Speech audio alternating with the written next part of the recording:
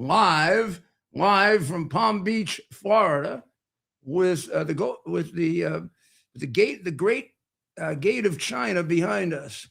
And the president is now here back in the United States after what I would regard as a very, very successful summit to move us closer to a situation, although these things happen slowly with small steps, moving us closer to world peace. We may have to go through a war or two to get there, but moving us closer to world peace. A world war never occurred when leaders could sit down and really talk to each other without making unnecessary and damaging concessions to each other. So you'd say to me, well, what about Munich and what about the Second World War? And that war was the art of making bad deals. So the last thing in the world you want to do when you want a good deal and you want it to last and you want it to be the core of your business or the core of your peace, you want the other side unhappy but also satisfied. You sure don't want them bitter. So at the end of the First World War, the European powers, the England, France, that group, inflicted vengeance on Germany. No excuse for Hitler, just an opportunity for him. Then when we get to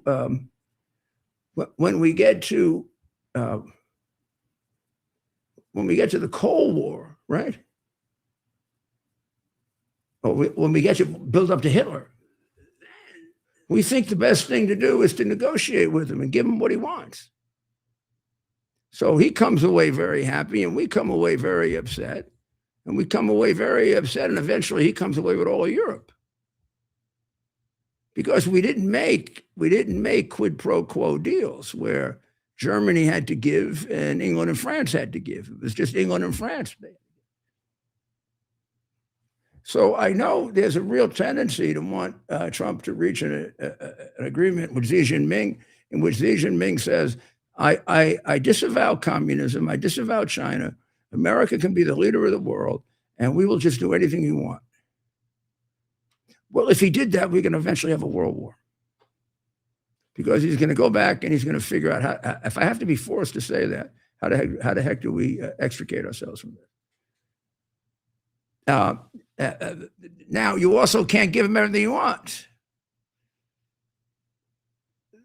So I believe this negotiation between these two men will be studied forever as one of the great diplomatic negotiations in the history of the world.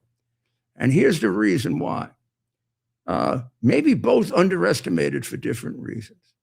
Xi Jinping underestimated because he's evil. It's impossible to conceive very often that a man that's evil can be brilliant. He is.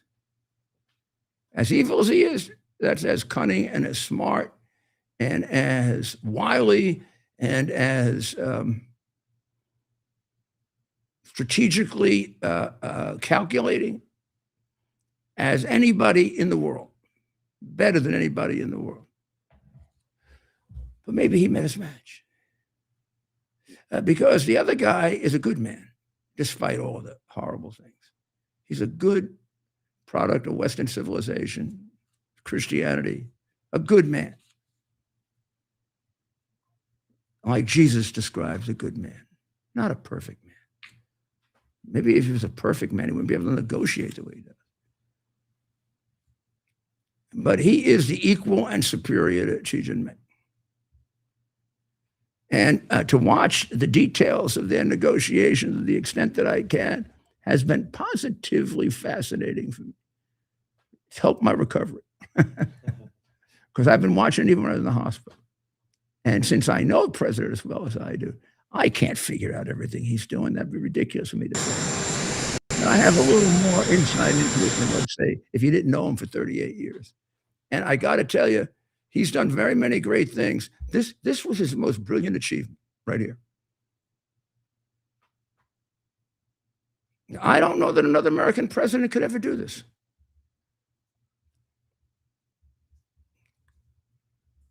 And when they say he doesn't have control, and this was as controlled as it could be without showing it. And if you want to get a little bit picky, when you see him sitting down, the guy who's nervous is Xi Jinping, not Donald J. Trump. Xi Jinping is holding on to his seat like this. Donald Trump's like, even the way he's walking, look at that. I don't have a problem. Remember, he walked into North Korea.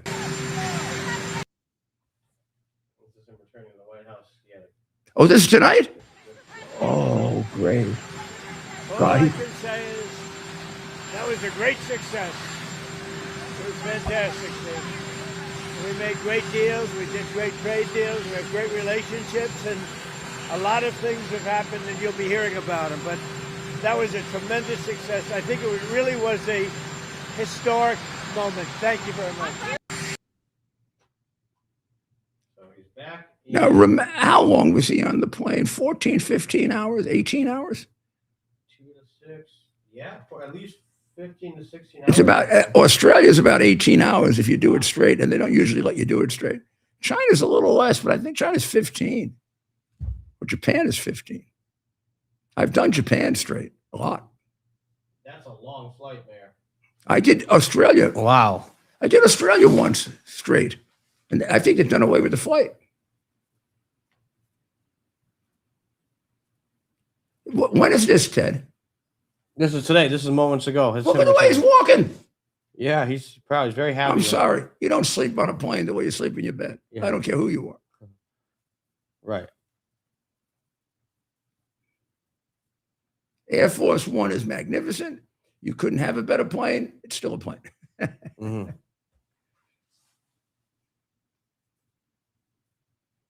What an attitude that man has. I'm just evaluating him as a friend and human being and saying, oh my goodness. Mm-hmm.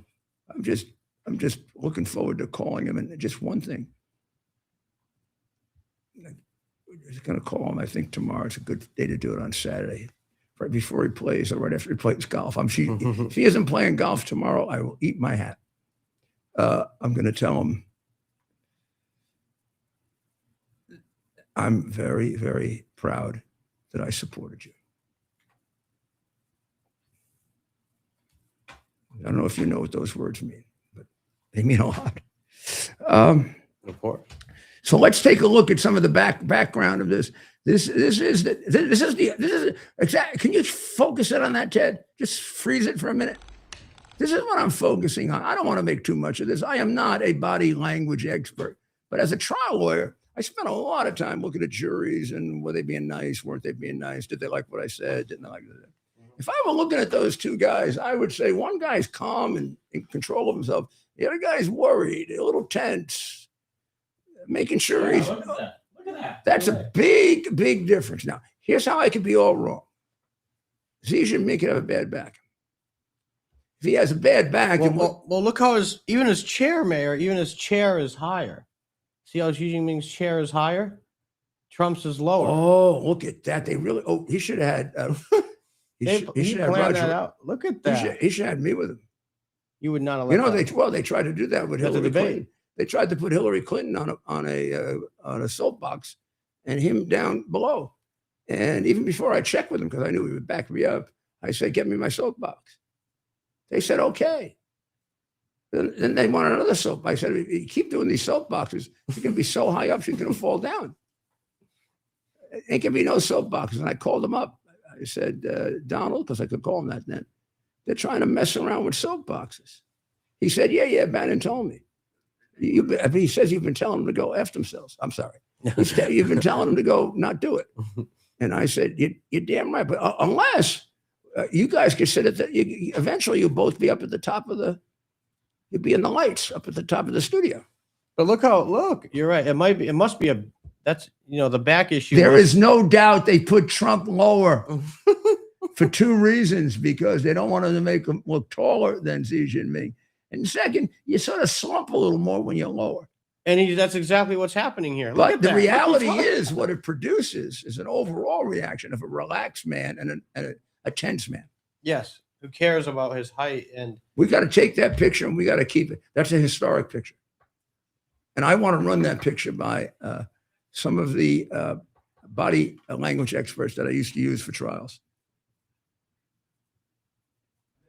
Look at that. Look at the Republicans, the staff or the delegation. staff in general. I can't comment on the ambassador. I don't know him well enough, but I do know the other two well enough to know they are remarkably comfortable. That's a Marco Rubio that is absolutely convinced that this man is not going to make any mistakes. And Besant looks like he's positively intrigued, right? Yeah, he's loving it. What he must be pitching himself. What am I doing here? He deserves to be there, by the way. He's a fabulous. Now let's look at. Can we see theirs? Yeah, I think they're going to. Are they being whipped? I think they'll pan. Hopefully, they'll pan over to the other. Are they side. being whipped? Yeah, they're like, don't get them on camera. I mean, they're getting purged like left and right. Just the other day, he got rid of his two top military aides.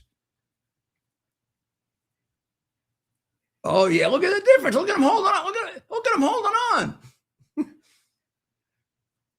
I'm going to give you a trick when you watch people give speeches. When they hold the podium, it usually means they're nervous. Like, here's the podium, right? And they hold it like this. You see that? That's right.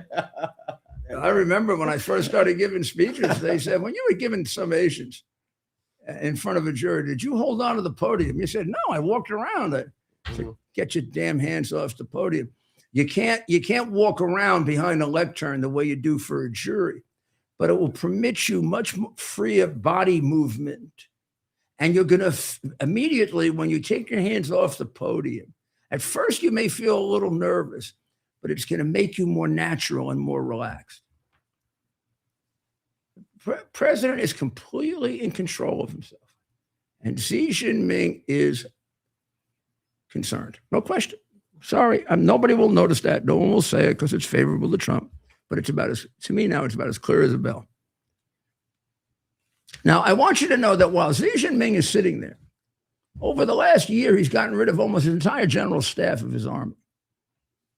And he's gotten rid of his entire general staff of his army that would invade Taiwan. Now, what does that mean? Even if he's getting ready to invade Taiwan, these guys are going to have to catch up, right? Mm-hmm. Number two, about 6 months ago, he got rid of his chief of staff, general chief of staff, who was the last person he had on the general staff that's ever been involved in a war. All those guys you saw going like this. They're very good at that, but they haven't shot anybody yet or been shot at. Meanwhile, you know what our military's gone through. They're probably the most experienced military in the world. It is clearly the best. So now we're going to talk about some kind of a military confrontation with the most experienced military in the world against an army that hasn't fought a war of any consequence really since the 1940s. With generals who don't have any war experience. They've been watching it on television. People don't point these out, do they? Now, I'm going to tell you something. Xi Jinping knows that. He's not going to acknowledge it. He's not going to act that way. But it's in the back of his head. Of course, he's evil, but he's smart. Evil, but smart. Now, the reason for all the purges, including the two generals that were let go, or the two former defense secretaries that were let go a week ago, is always corruption, corruption, corruption, corruption. Well, based on corruption, you can let everybody in China go, including Xi Jinping. This is more about control. And it is been subject to debate as to what it is about control. Some people say it's Xi Jinping losing control of the apparatus, the army. Others say it's Xi Jinping getting stronger control and getting rid of even former loyal supporters in favor of even more loyal supporters. Now, I cannot help you with that. I don't know. The things inside China are obscure enough that it'd be good if we knew it, meaning if we knew it as a matter of national security. I can't guarantee you that we do, because I don't know for sure.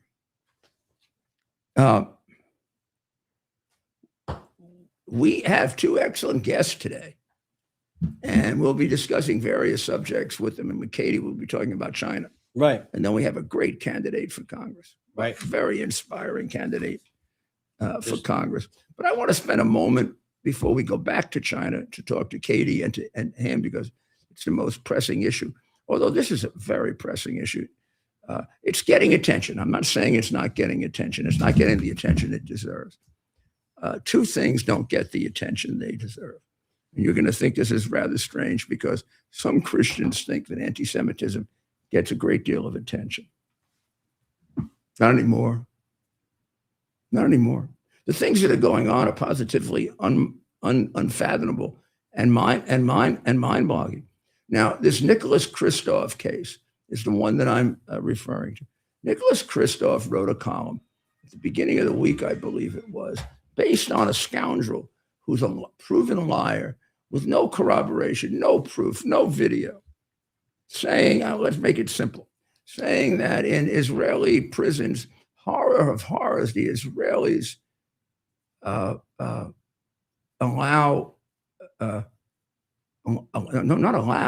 actually orchestrate rapes. Now, if you're going to tell me there are rapes in prison, well, then an Israeli prison is no different than an American prison. And are they controlled enough? Aren't they controlled enough? I don't know. How would I know?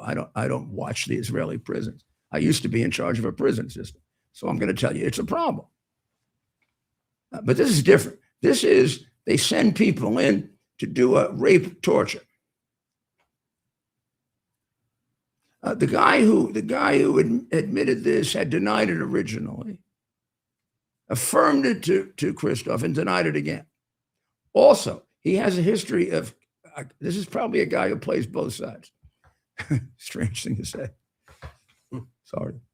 But this guy claimed to have been raped by the Palestinians. Didn't say Hamas. I said the Palestinians. So there must have been a time the Palestinians imprisoned him for being part of Hamas when they go up against each other. And he claimed he was being raped by them. And then when they came to interview him, he said they misunderstood him. It was consensual. And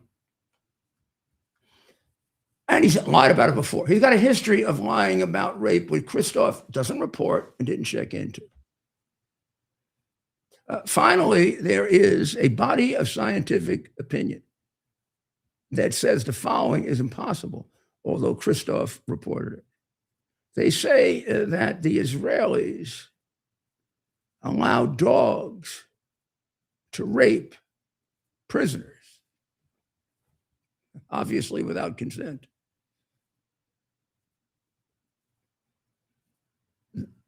I am not an expert on this. I don't want to become one. But it is written here that is scientifically impossible. Consensual bestiality, unfortunately, is a plague and does tremendous damage. And there were some examples of that, but there are in many prisons.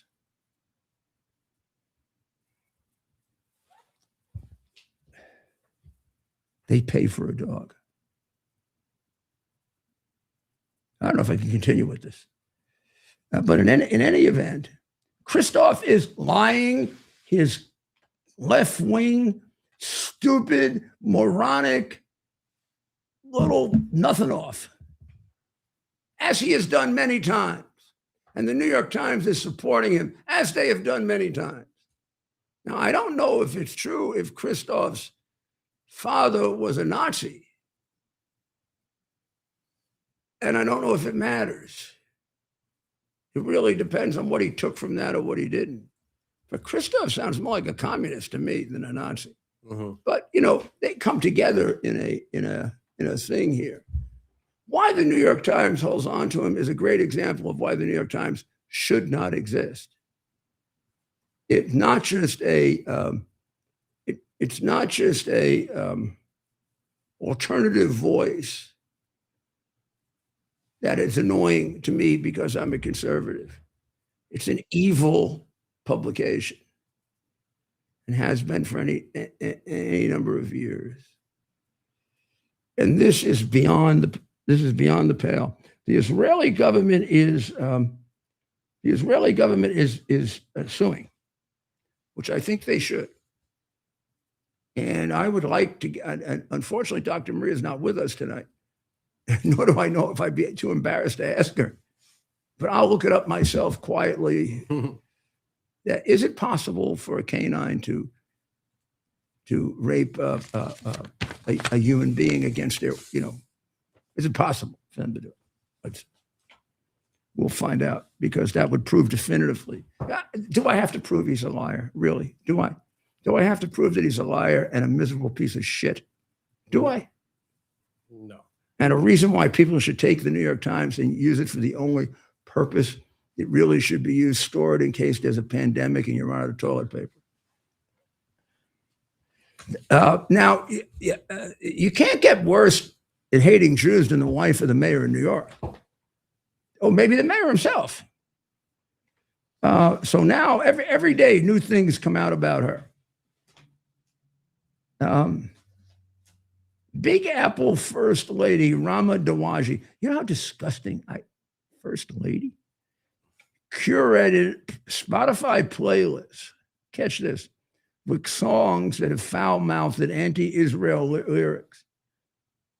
One of them says, hungry but sexy for Palestine.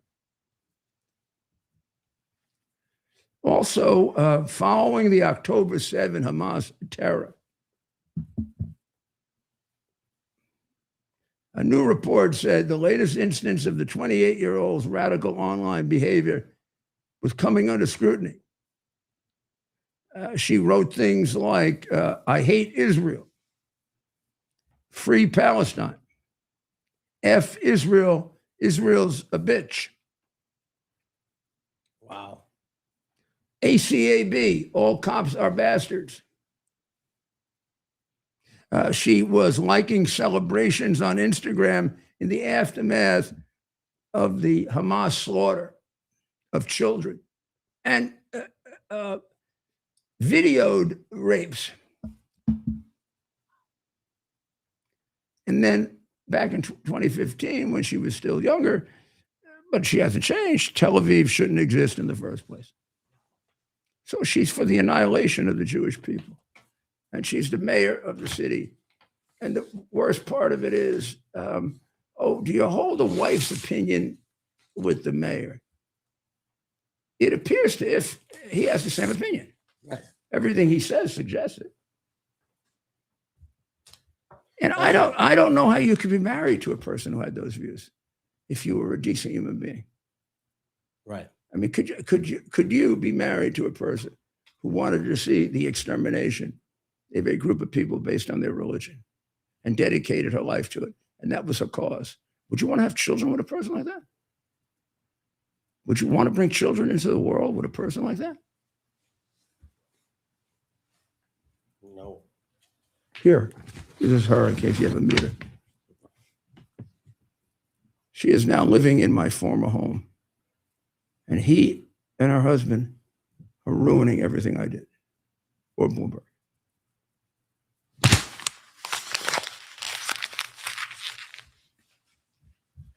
Well, we're going to take a short break and we'll be right back.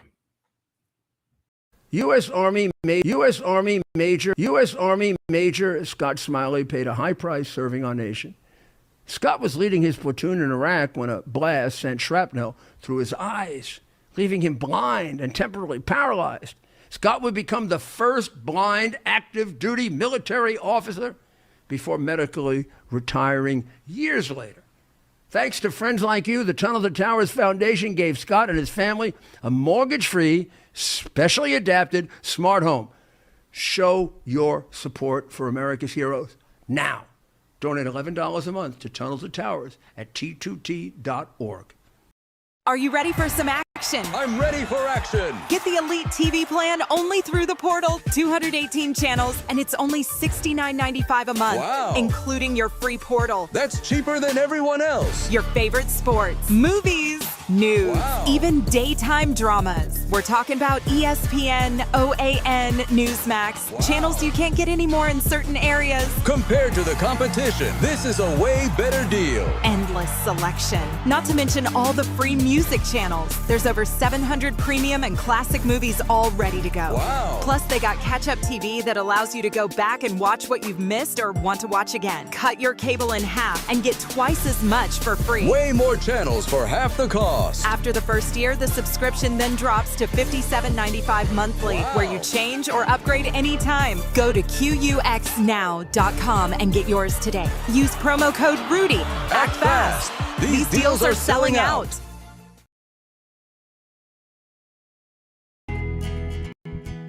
Here we are, pretty much at the beginning of the process here at this pristine, I call it a laboratory. It's not like a factory, it's like a hospital. This is the beginning of the process for roasting.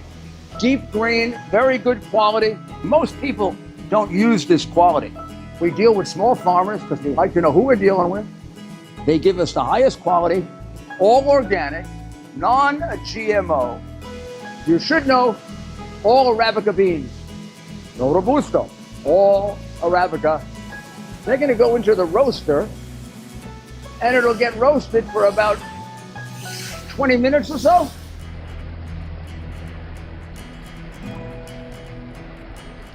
Oh my goodness, look at these. My goodness.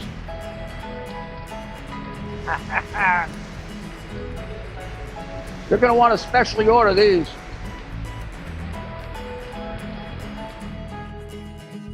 This is what goes into Rudy's coffee.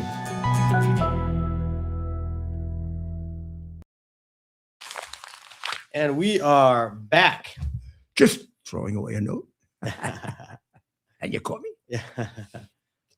We are back. I should also point out, because this is an accumulation of Soros for me. Soros is a Yiddish word, I believe, for just, distaste and stronger than that, like sorrow and horrible that it's happening.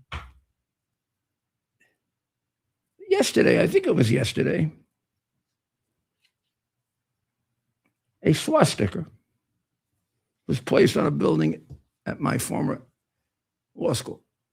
Not at the law school, but a different building. Now, NYU used to be considered at one point, not all through its history, but a certain period of time, as a kind of a school with a large number of Jewish students. Certainly when I went there. And, it was, and I think in many ways it still is, a great school, certainly a great law school, and one that's always listed as one of the underestimated law schools. Not anymore, used to be then. But it was always,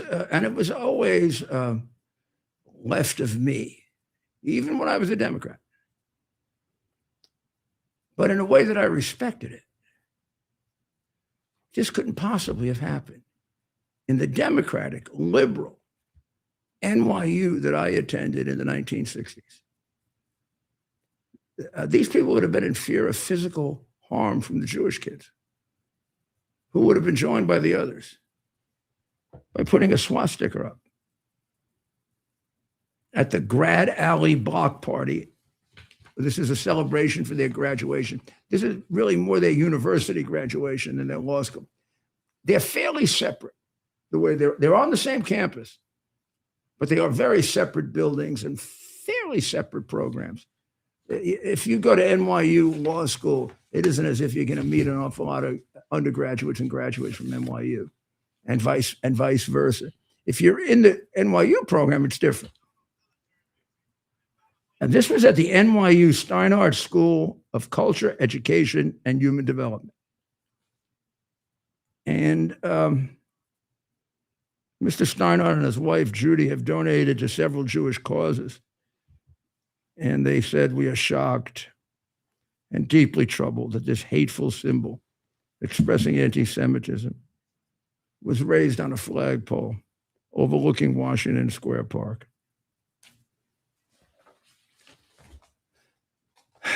Oh, there's worse things happening than putting up swastikas. I know that.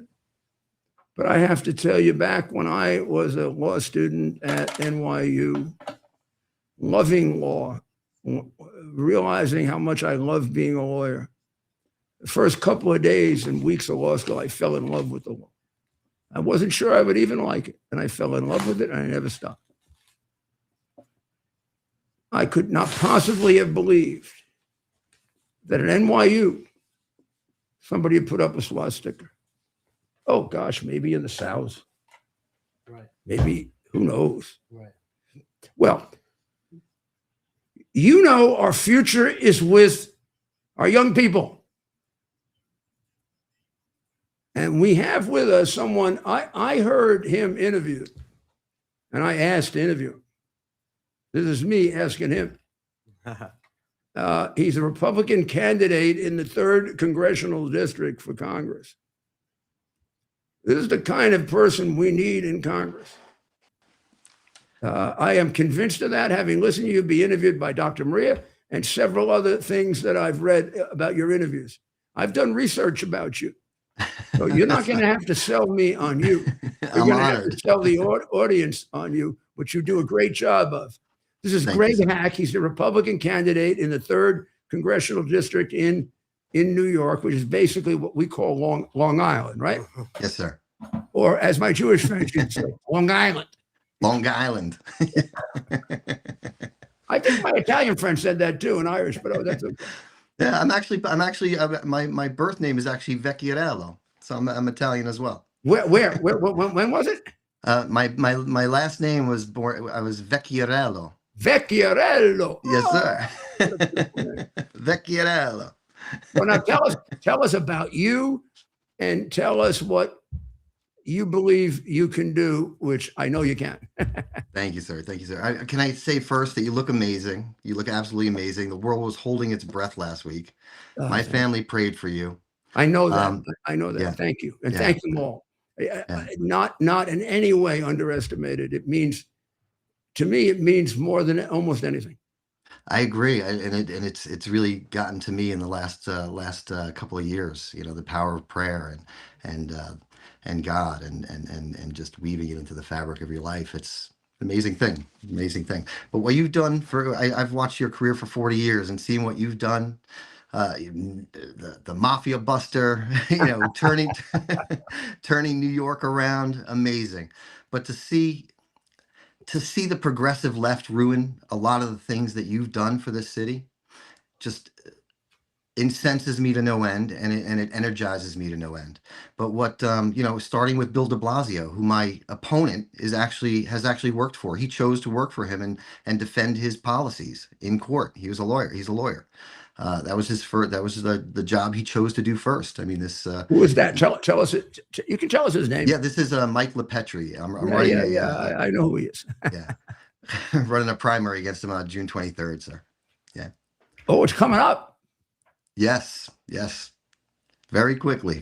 But we're working hard every day. I mean, that's how I feel about running. I work hard. I stepped away from my law firms to just do this because I feel if you're asking people to support you and to vote for you, you should be doing nothing else but working hard to be the best possible candidate, most informed candidate you could possibly be, so you can hit the ground running when you get elected and do the best possible job for the people who empower you. I'm asking the people for their vote. I'm putting $1 million of my own money into the campaign, and I'm doing that because I want to be able to tell the voter with a straight face.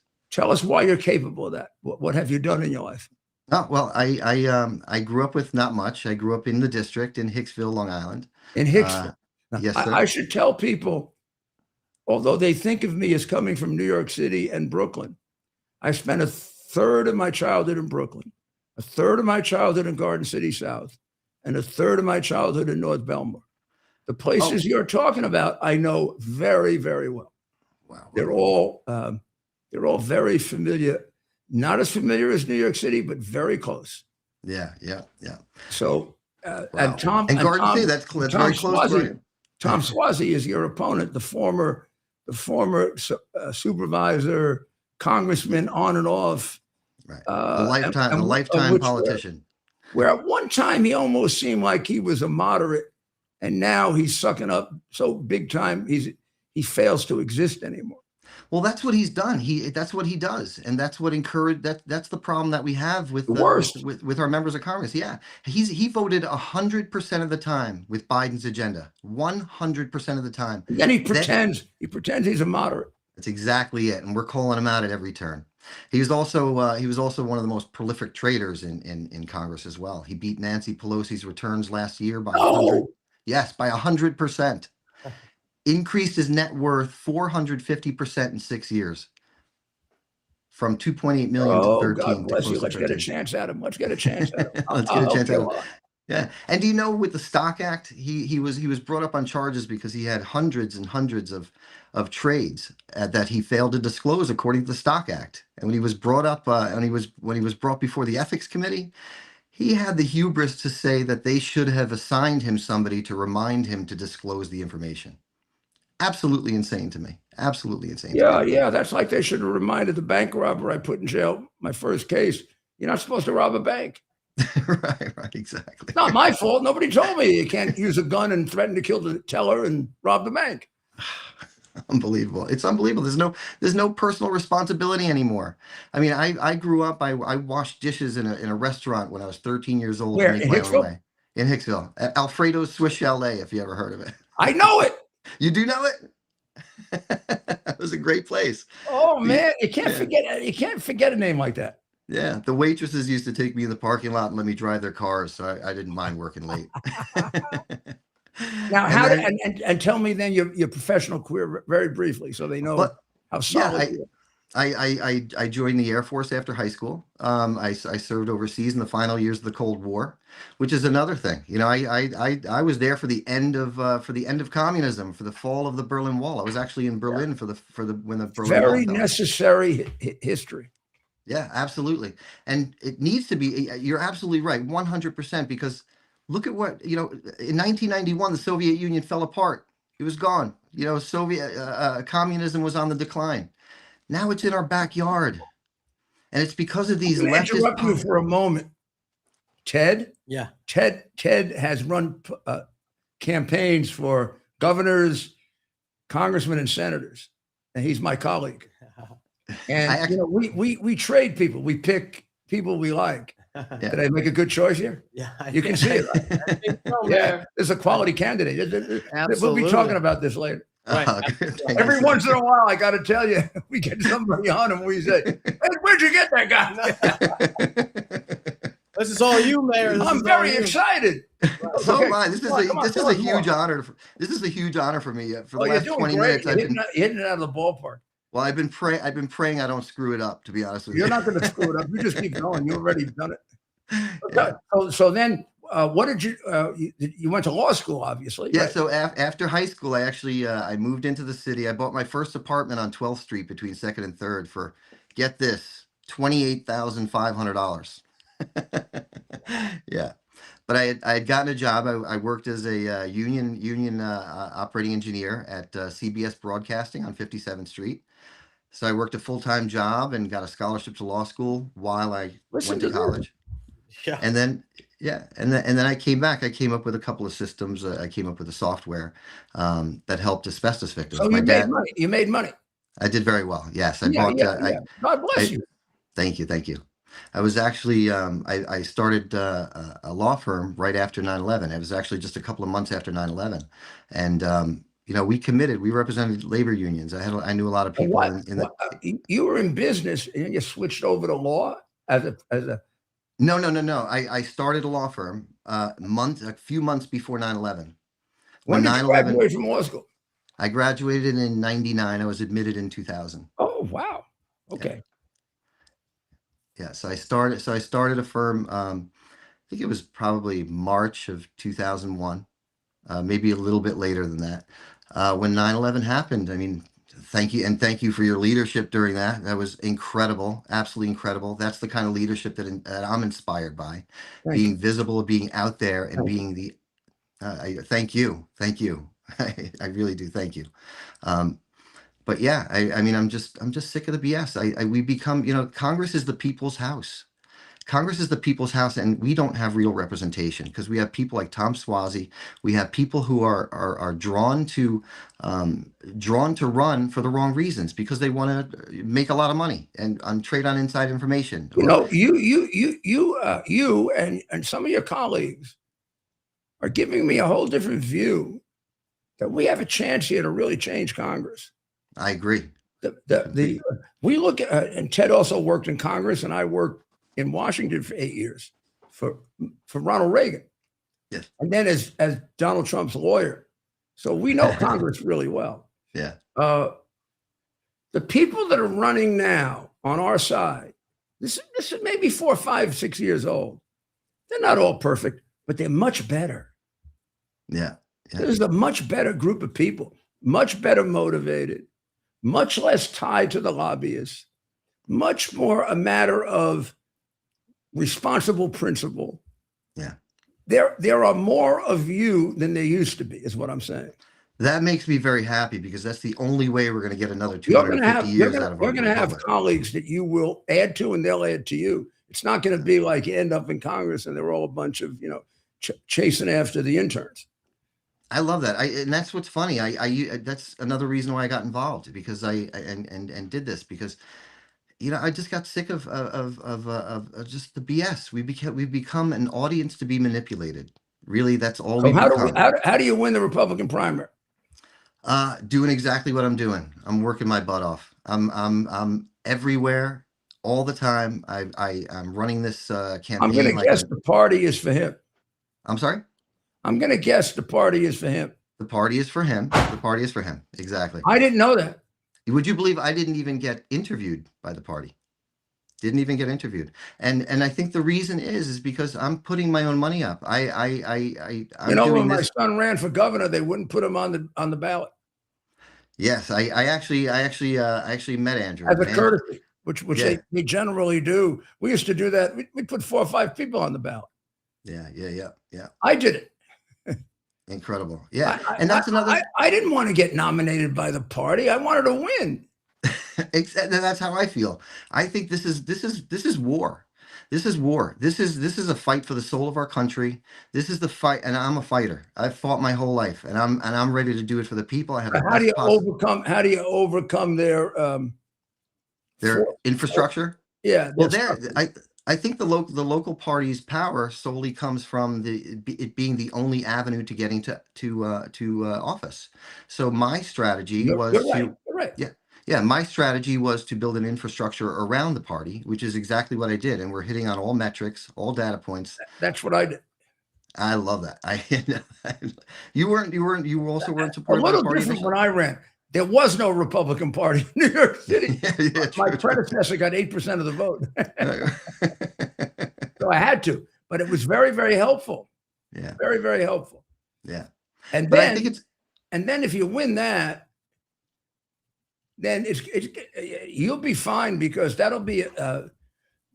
I believe that Swazi will be a guy. He probably won't be at the top of the list of who we can take off, but he'll be on the list. if I'm the nominee, he's going to be at the top of the list. Yeah. I didn't get in this to lose.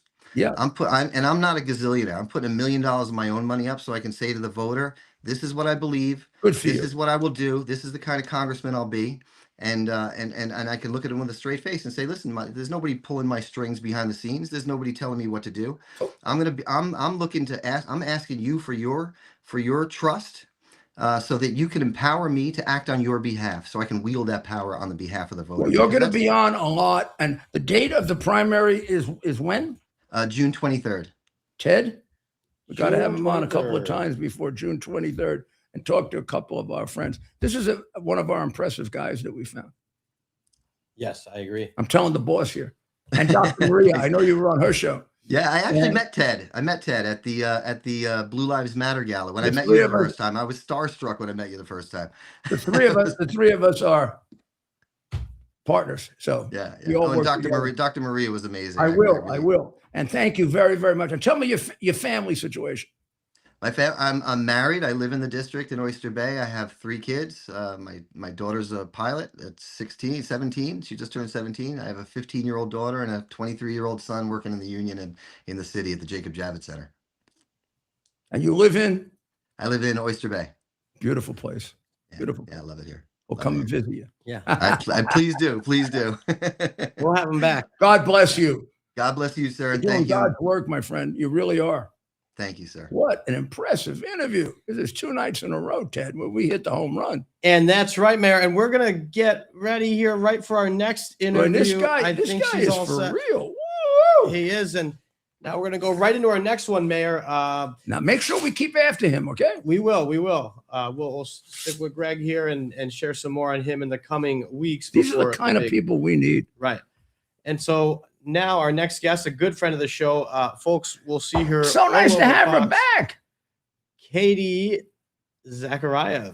Katie, I got to tell you, just before, you are doing a great job on Fox.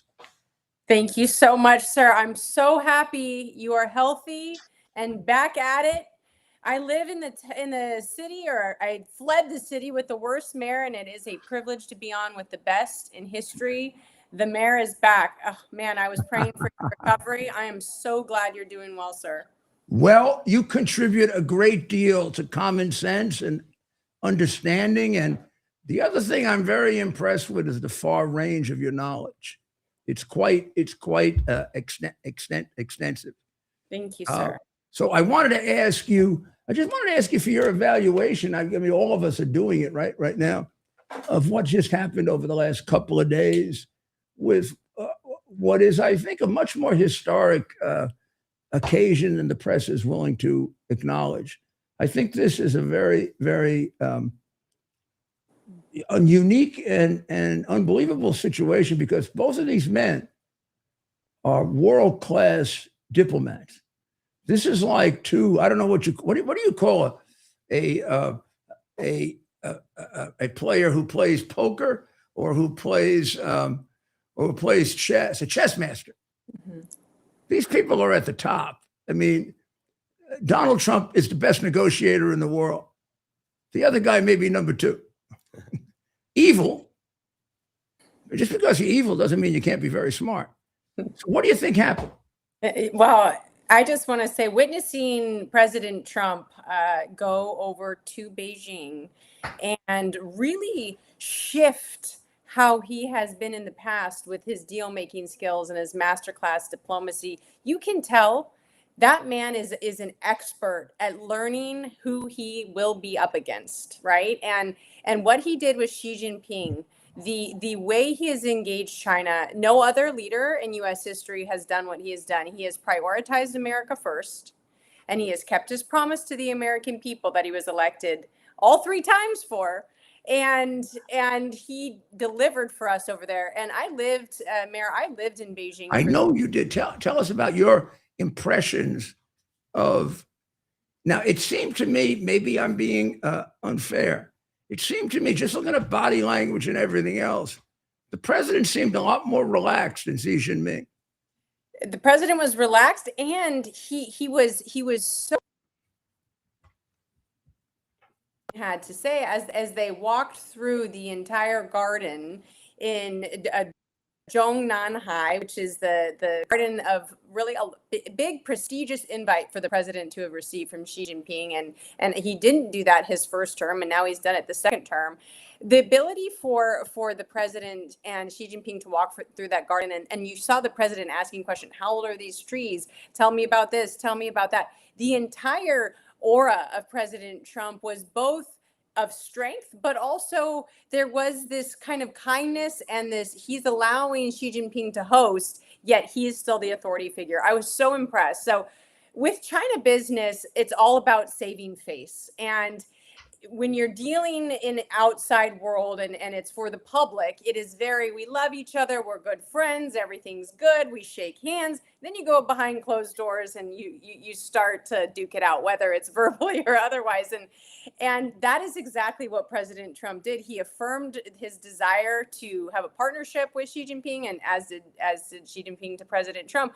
But he also affirmed him as a leader and his respect for him. And that is how you set the table. That is how you set everything up for success. And President Trump did that.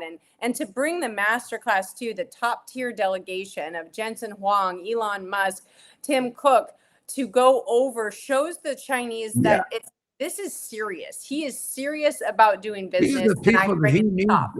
He needs these people to survive. Their economy is in much worse shape than they are willing to admit. Their military is in chaos. He has changed his entire general staff in the last 2 years. Imagine if we didn't have a single American general that ever fought a war.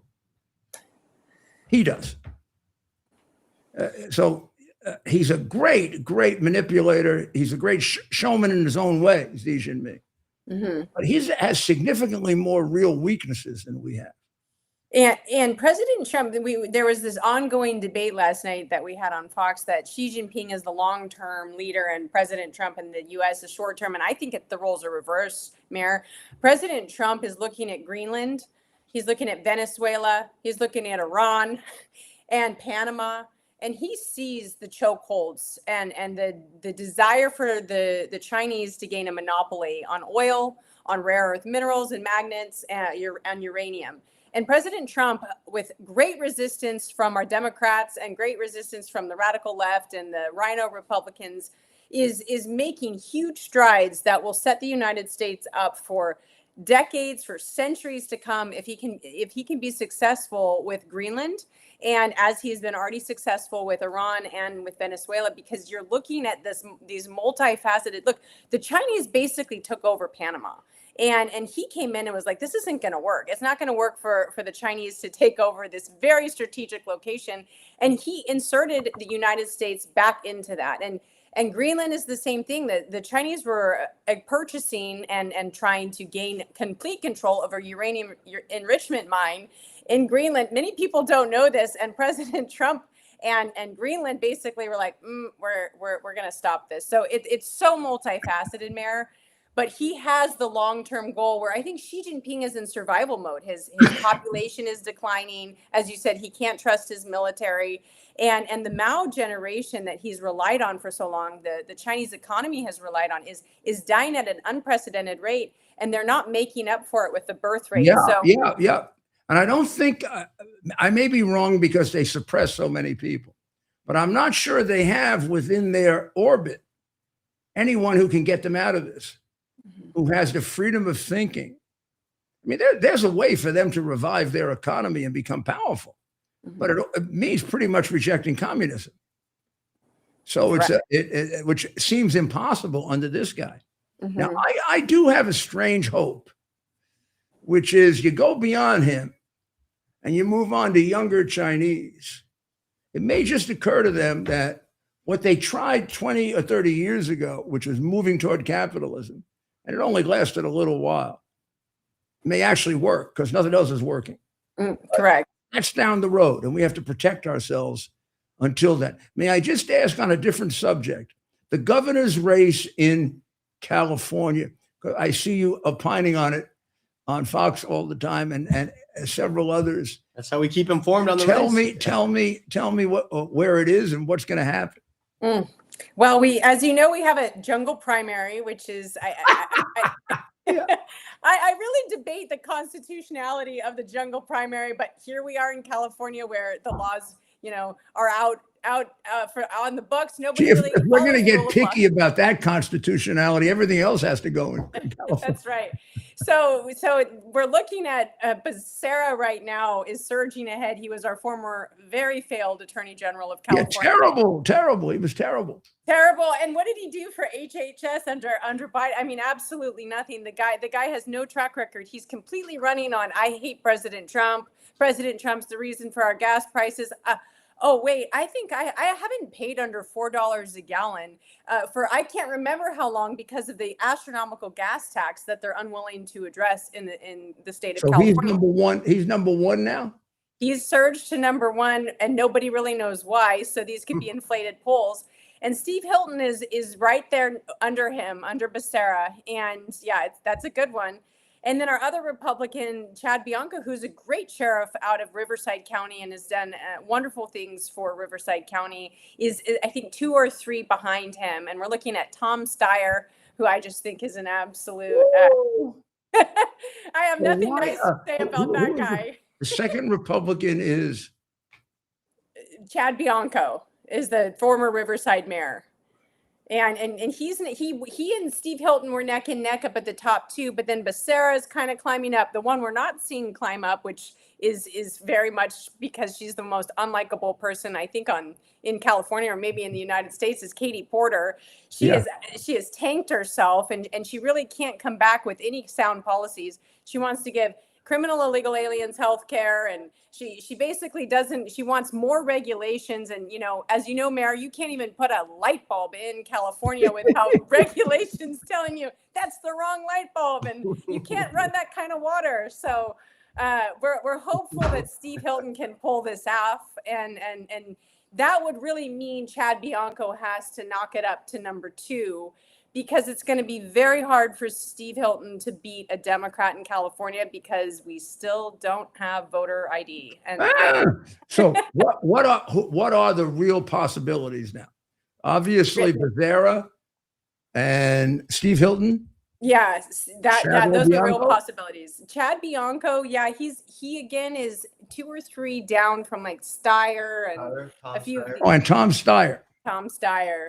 And then Katie Porter. Stunad. Tom Stunad. I use the Sicilian foolish man. He's just he's miserable.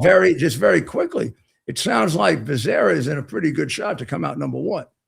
It's looking like that. Now, could we see some scandal that broke out with our acclaimed and esteemed Swalwell? I hope something comes up because it's California, after all. I wouldn't discount it. Yeah, well, look. You got any communist spies hanging around? Hey, guess what? We just one just gave your mayor guilty to Mayor being Wang. a foreign agent for China. But she lived here for 30 years, Mayor. How does someone live here for 30 years, become mayor of a big city? Do you ever focus on the following? You should. When all of the California communist Democrats, including Pelosi and Newsom, had the parade for Xi Jinping, San Francisco never looked better. All the Chinese people were jumping up and down, yelling and screaming for them. Mm-hmm. All I could look at, Ted and I were watching it, all I could see were these people are applauding for the man who killed more of their own people than anybody on earth. And they're being forced to do it, which tells me that if they are communists or not, they just don't know it. By the way, Newsom, when he was thinking of running for president, went to visit Xi Jinping. Correct. Got to go kiss. Go visit the man who's murdered more people in the world. Trump's got to deal with him. Yeah. You don't have to deal with him. Well, I get to hold him accountable out here in California and call a spade, and there is a soft invasion, and I don't say that to be hyperbolic. There is more Chinese of Chinese, and when you go out to San Gabriel Valley, where Eileen Wong was the mayor in Arcadia, it feels like little Beijing. And Mayor, I've gotten a lot of flack for this online, but I would invite anyone to go out there because having lived in Beijing, you go into these malls in Arcadia now, they have the stale air. They have it smells like local Chinese food, and really they source a lot of their products from mainland China. And it's just a fascinating study on humanity. But as President Trump also has talked about, it's what's happened in Canada. And it's why he has talked so much about Canada for the United States, because the Chinese don't even really need a visa anymore to go live in Canada. It's like China Part 2, and it's the way that they're kind of closing in on us. Belt and Roads Initiative in Mexico, and really a soft takeover of population surge in Canada, and they're surrounding our borders. Well, Katie, you're right on target. You could be on Fox tonight. I'm not going to be on Fox tonight. I had almost 3 hours of breaking news last night with Trace, and I was on. I know you were the night terrific. before. Thank you, sir. This lady is terrific. Oh, Well, Katie's thank you the best. very, very much. We'll be in touch again very soon. All right. Particularly Stay about healthy, sir. You know, thank you. Thank you, Katie. Thank you, Ted. And congratulations. Thank you. She does a great job, Ted. Oh, she's the best, and she was staying in touch with me while you're in. I know you were she in the was, hospital, but and she's I great. really, She's I so really good. do appreciate. Well, I have to say, I'm not a big fan of Fox because of the way they treated me. Mhm. But I do appreciate that show. He does a good job. He doesn't. And Katie, whenever Katie's talking on there, I And stop Kate, what I'm and doing and I Katie's listen. Katie's one of his real stars. Right. But they're all pretty good. He doesn't have like, he doesn't seem to, he must have some juice, but he doesn't seem to get slumpy guests. Yeah. Well, Katie's And maybe it's a little bit being on the West Coast. He doesn't have the Fox dictators, telling him who to.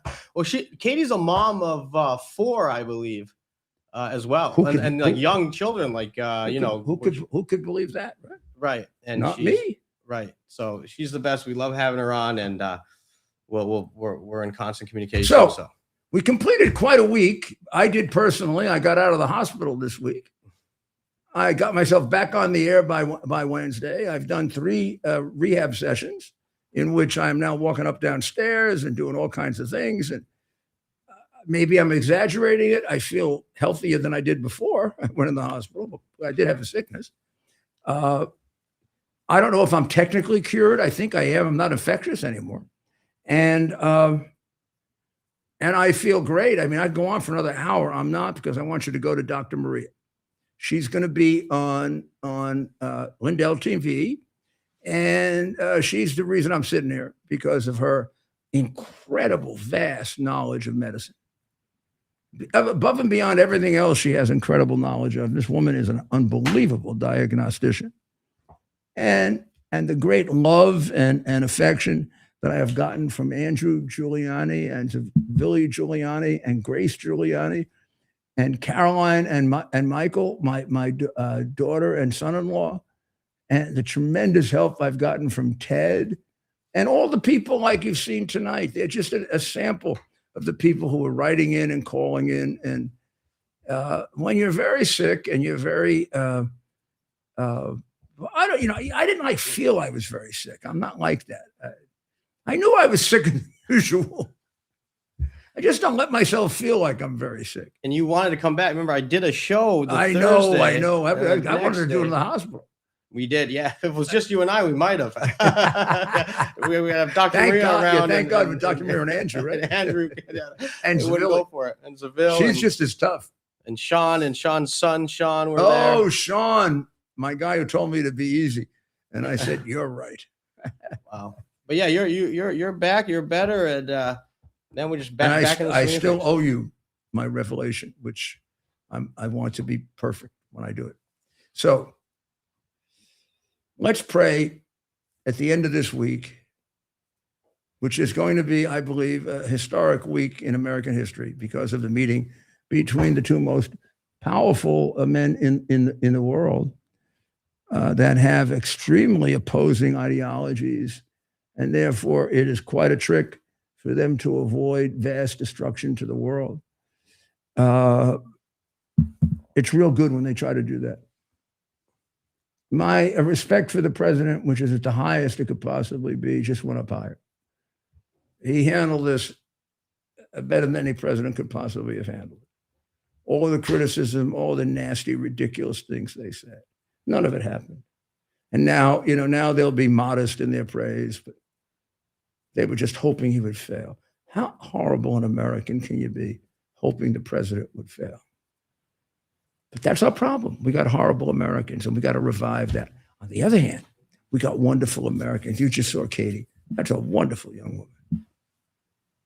And you saw our new candidate for Congress. Oh.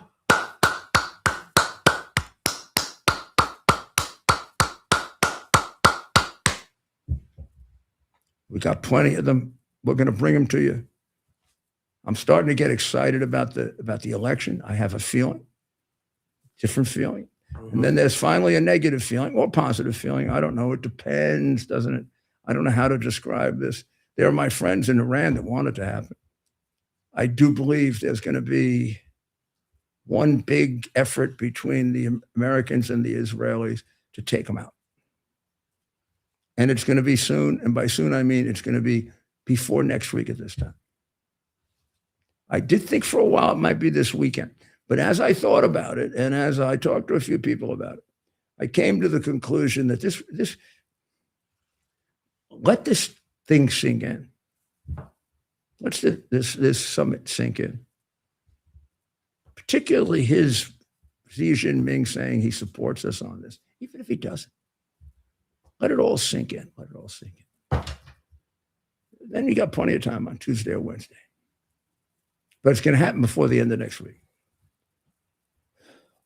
Well, pray for the people of Israel and pray for the people of Ukraine and pray for the people of Iran. Save them all. Huh? Save the people of Ukraine. Russia went and killed many, many Ukrainians in the last 3 days. It was like the worst attack in the history of the war. And why Putin is doing it now is just another example of why he is a pathological murderer of the worst kind. He's not going to gain any more territory. He's not going to gain anything else other than he's killing people. He's also killing his own people, and he doesn't care. I don't know if they have a soul. But God, you watch over everything. And we know we don't understand your ways. That's why we're not God. But we know it's gonna come out right because it's in your hands. And I don't know if we could ask for more, God, as Americans. You've blessed us with so much. All we can tell you is if you give it to us, we'll use it for good. And you can rely on that. We'll do everything we can to use it for good. So that all your people are treated with dignity and respect. So get some time in church this weekend or the synagogue. And to all my Jewish friends, Shabbat Shalom. To all my Christian friends, have a beautiful, beautiful Sabbath. Spend some time in church, spend some time with your family, spend some time thinking about the immortal. And I got plenty of time to do that, and I'm going to share it with you. Ted, thank you. Thank you, Mayor. God bless America. Go see Dr. Maria right now on Lindell TV. It's our purpose to bring to bear the principle of common sense and rational discussion to the issues of our day. America was created at a time of great turmoil, tremendous disagreements, anger, hatred. There was a book written in 1776 that guided much of the discipline of thinking that brought to us the discovery of our freedoms, of our God-given freedoms. It was Thomas Paine's Common Sense, written in 1776, one of the first American bestsellers, in which Thomas Paine explained, by rational principles, the reason why these small colonies felt the necessity to separate from the Kingdom of Great Britain and the King of England. He explained their inherent desire for liberty, for freedom, freedom of religion, freedom of speech, the ability to select the people who govern them. And he explained it in ways that were understandable to all the people, not just the elite. Because the desire for freedom is universal. The desire for freedom adheres in the human mind, and it is part of the human soul.